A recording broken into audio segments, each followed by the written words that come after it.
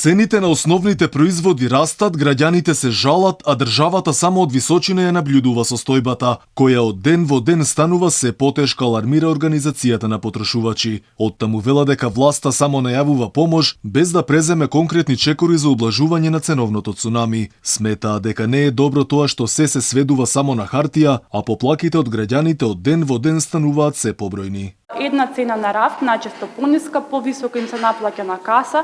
Сега знаеме со покачувањето на цените, всушност дали е тоа и на некој начин вештачко покачување, односно колку трговците и производителите имаат високи трошоци за цените буквално да ги менуваат од ден за утре и тоа за можеби половина повисока цена, што е малку нели не толку логично во овој сегмент. На прашањето кои се најчестите поплаки на граѓаните освен високите цени, Грнчаревска рече дека тоа е белата техника, но и апаратите за домаќинства, но тука влегувала и онлайн продажбата, односно нелегалните Facebook измами, за кои што постојано се апелира до потрошувачите да отворат 4 очи. Онлайн продажбата, нелегалната Facebook продажба, за која што постојано апелираме да не нарачуваат потрошувачите и да внимаваат од кого нарачуваат. Надлежните алармираат институциите да бидат поажурни за заштита на потрошувачите кои од ден во ден се посиромашни. Цените на основните производи експлодираат, граѓаните се жалат, а владата само немо ја посматра оваа ситуација, велат од Организацијата на потрошувачи на Македонија.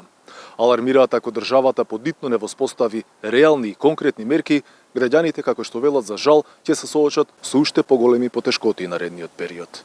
Експертите досега по кој знае кој пат алармираат дека мерката за замрзнување на маржите немало да го даде посакуваниот ефект. Со цел за да се заузда високата инфлација, неопходно е подитно замрзнување на цените, зашто домашните производи најмногу поскапеле. Иако во Македонија се уште состојбата е загрижувачка, замрзнати цени на дел од основните прехрамбени производи веќе имаат Албанија, Србија и Хрватска.